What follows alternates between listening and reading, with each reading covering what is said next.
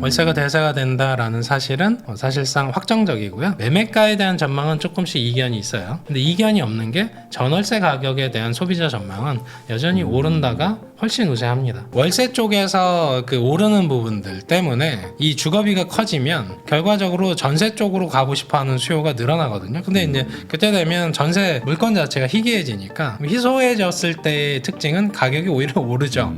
그런 관점에서 보면 5년 안짝에서는 전월세 가격이 빠지기는 어려워 보입니다.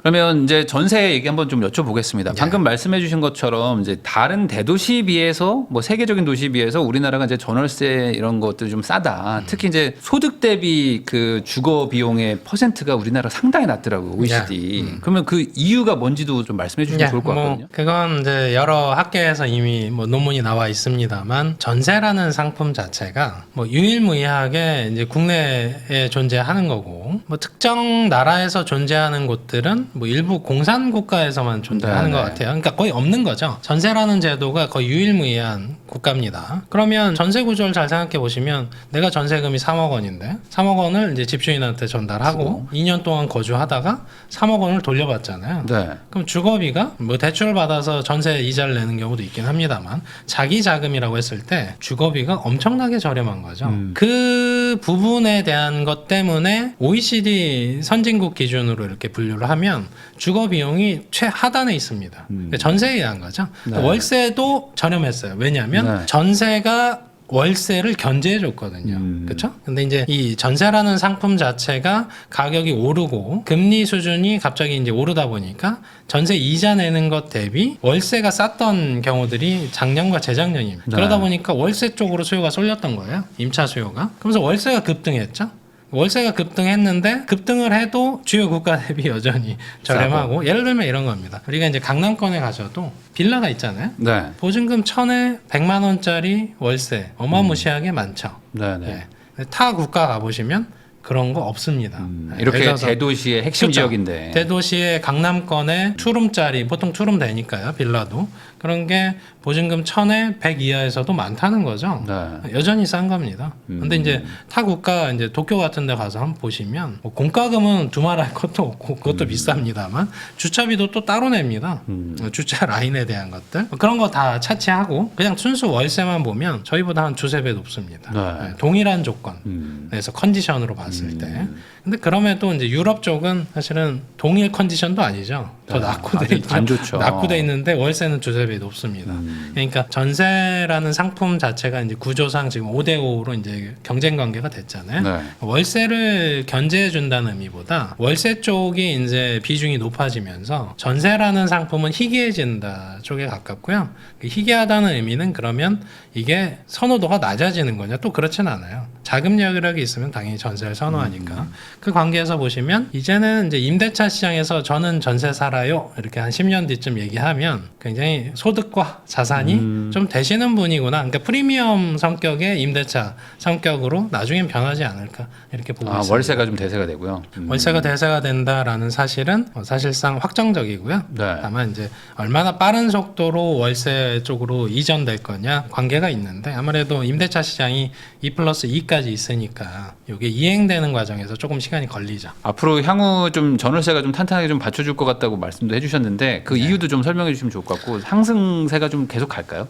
일단 뭐 첫 번째 이유는 전월세 가격이 싸다. 네. 싸기 때문에 오른다가 일단 첫 번째. 근데 이런 얘기하면은 엄청 비싸다고 막 하시거든요. 너무 비싸다 이런 얘기 하시는 거잖아요. 그 의미는 뭔지는 알 것 같아요. 네. 그러니까 기존보다 올랐기 때문에 비싸다고 느끼시는 거고요. 네. 다만 그 비쌈의 정도가 타 국가 간의 도심지, 그러니까 수도라는 국가를 기준으로 비교했을 때는 굉장히 싸다. 라는 걸 설명을 드리고 오늘 이제 한국은행에서도 발표했습니다만 지금 소득 수준 국내 소득 수준이 전 세계 6위입니다. 6위권 국가잖아요. 네. 소득 수준이 일본보다 높아요. 근데 월세는 굉장히 저렴하다는 거죠. 전세는 좀 특수성이 있으니까 논외로 치더라도 뭐 그런 부분에서 보셔도 일단 싸다는 사실은 굳이 제가 입으로 설명 안 드려도 그러니까 다른 나라는 훨씬 더 힘들게 살고 있는 거예요. 지금 그렇습니다. 일반인들이. 그러다 보니까 마치 국내에서 기존에 예를 들어서 뭐 5년 전 비교하고 혹은 2, 3년 전 비교하면 네. 당연히 체감상 이건 상대평가가 아니고 절대평가의 그렇죠, 개념이죠. 그렇죠. 내가 예를 들어서 2억 원에 거주를 하다가 지금은 4억 원이 됐어요. 굉장히 비싸진 거죠. 체감상. 다만 그러면 그게 빠진다라는 이유는 안 된다는 거예요. 네. 왜? 여전히 타 국가 대비로는 혹은 소득 대비로 봐도 이 월세 주거비가 굉장히 저렴한 편에 속한다는 거죠. 네. 그러니까 오른다고요. 그리고 이제 도심지 쪽에서 중요한 포인트는 이 전월세 공급이 원활할 거냐예요.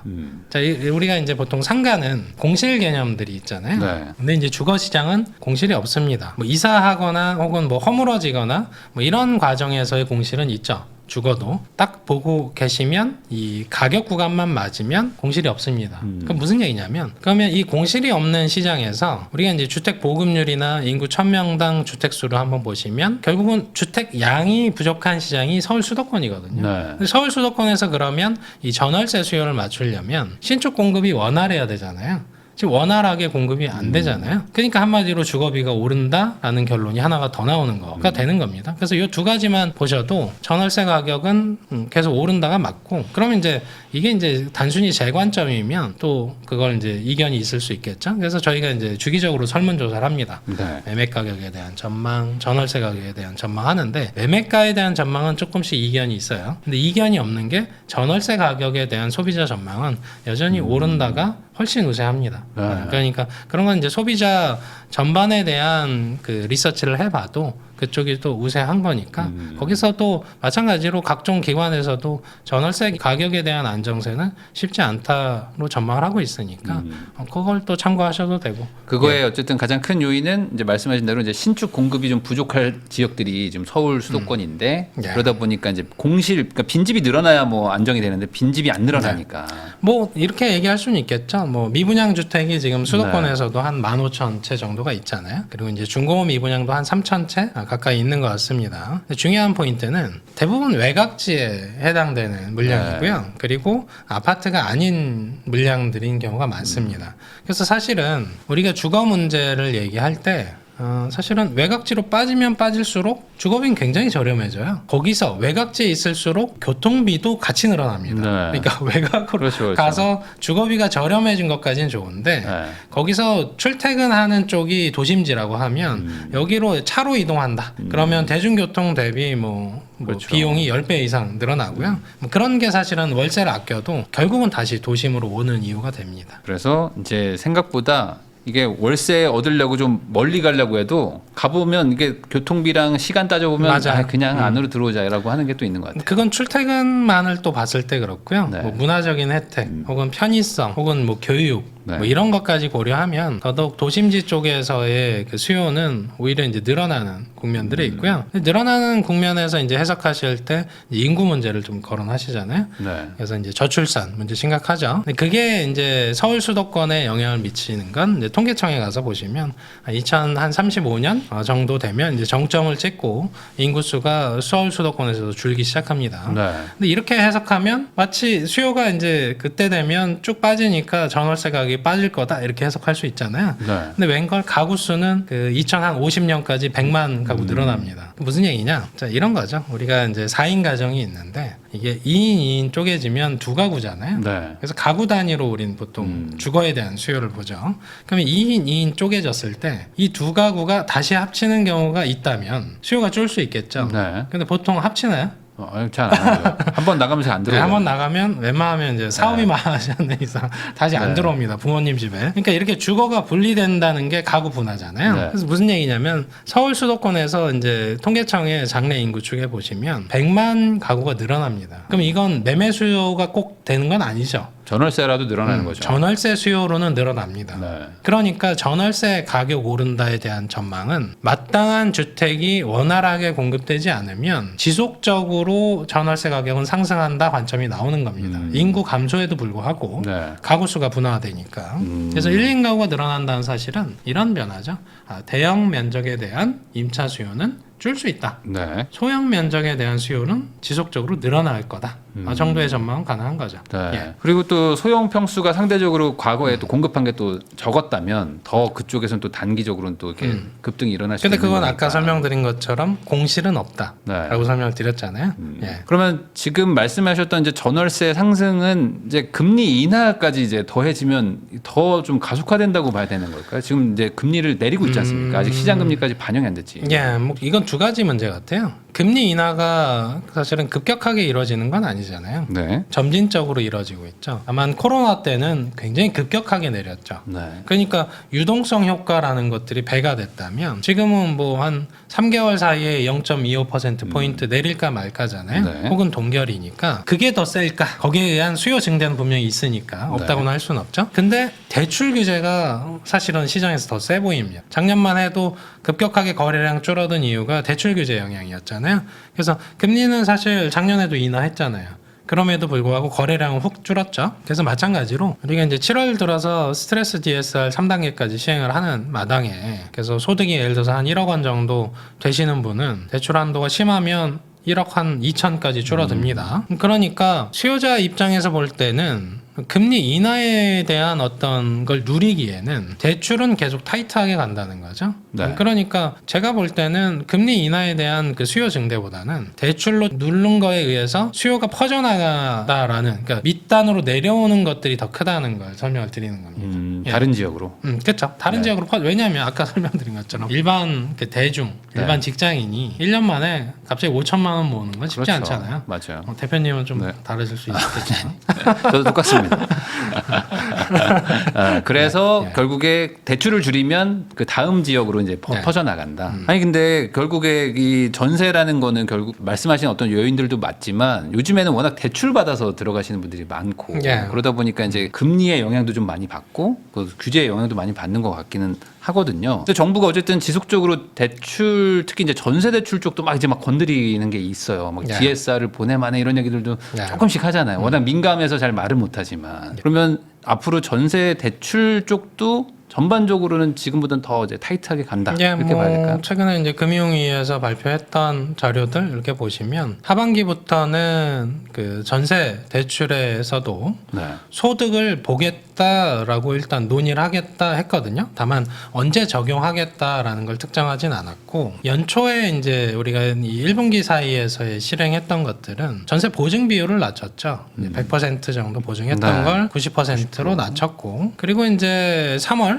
정도부터는 이 2주택도 간주임대료를 고려하기 시작했죠. 네. 그래서 기존에 이제 숨겨져 있던 그 전세 쪽에서의 그 소득으로 볼 수 있는 이 간주임대료를 음성화돼 있던 것들을 이렇게 지속적으로 양성화하면서 동시에 전세 대출 쪽에서는 이제 갚을 수 있는 능력이 있는 사람만 전세를 해줄 거야로 바뀌니까 여기에 의한 트리거는 안 그래도 월세 쪽으로 계속 수요가 이동하던 부분들이 있었는데 거기에 이제 트리거가 되는 거죠. 근데 또 요새 이제 젊은 분들의 특징은 그렇게 큰 돈을 뭐하러 묶거나 쪽이 좀 더 아깝습니다. 맞아요. 예. 그래서 월세를 거주하면서 그 나머지 돈은 예를 들어 청약을 하게 되면 계약금을 갑자기 네. 넣어야 되잖아요. 그런 돈으로 활용하거나 코인 주식이나 이런 것도 주식. 하면서. 근데 그게 꼭 유리한 결과를 도출하진 않죠. 그런 면에서 봤을 때 목돈을 조금 쥐고 있어야 기회를 활용할 수 있다라는 인식도 하나가 있고요. 과거에는 그 월세로 시작하는 거에 대해서 약간 극혐.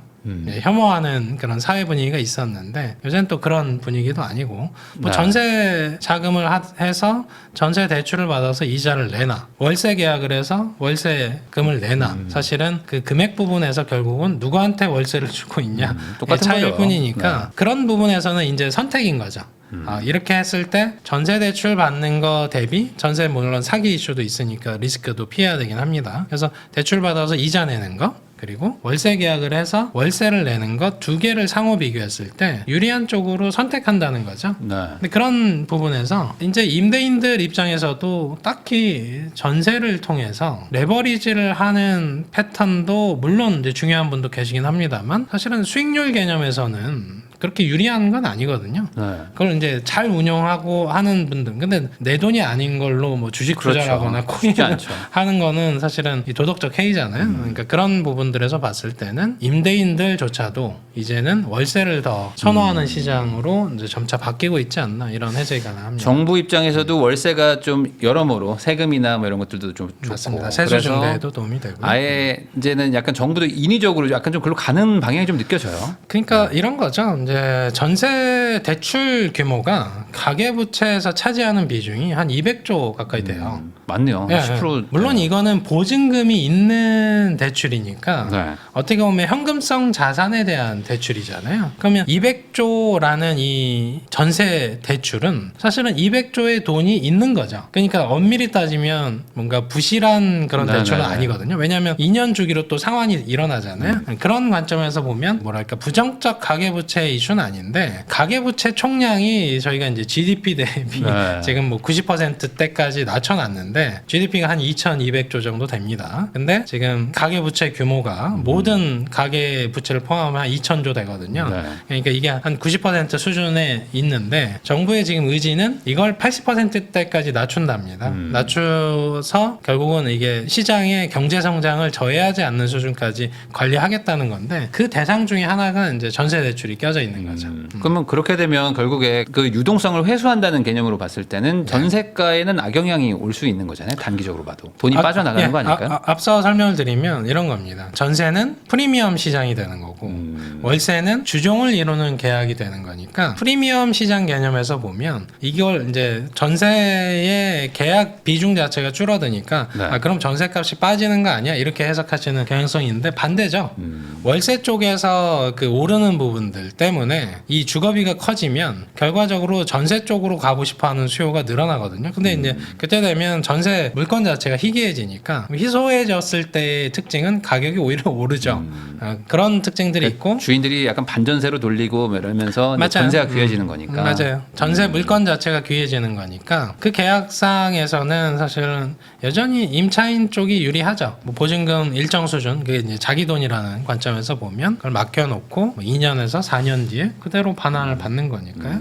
그러면 당분간 뭐 기간을 뭐 확정하기는 어렵겠지만 한 2, 3년 정도의 미래를 봤을 때는 전월세 쪽은 상승하는 게 좀 아무래도 좀 2, 3년이 문제가 아니고요. 더 한 간다는 5년 안짝에서 우리가 정권이라는 부분들이 5년 현재는 5년 단임제니까 요새 뭐 네. 개헌 얘기가 나옵니다만 그 관점에서 보면 우리가 전망할 수 있는 건 5년 정도 안짝인 것 같아요. 네. 물론 이제 지금 현 정부의 지금 상황이 어떻게 될지는 알 수 없습니다만 그런 관점에서 보면 5년 안짝에서는 전월세 가격이 빠지기는 어려워 보입니다. 예. 단순히 3년만 보고 갈 게 아니고 계약이 지금 2+2니까 네. 사실은 4년 정도까지 고려를 해야 되거든요. 그런 관점에서 보면 이 5%로 누른 부분들이 중간중간 있긴 하겠으나 그 억눌린 부분들이 신규 계약이 되면서 계속 그걸 온전히 반영하는 그런 네. 해들이 있거든요. 그런 거 고려하면 쉽지 않습니다.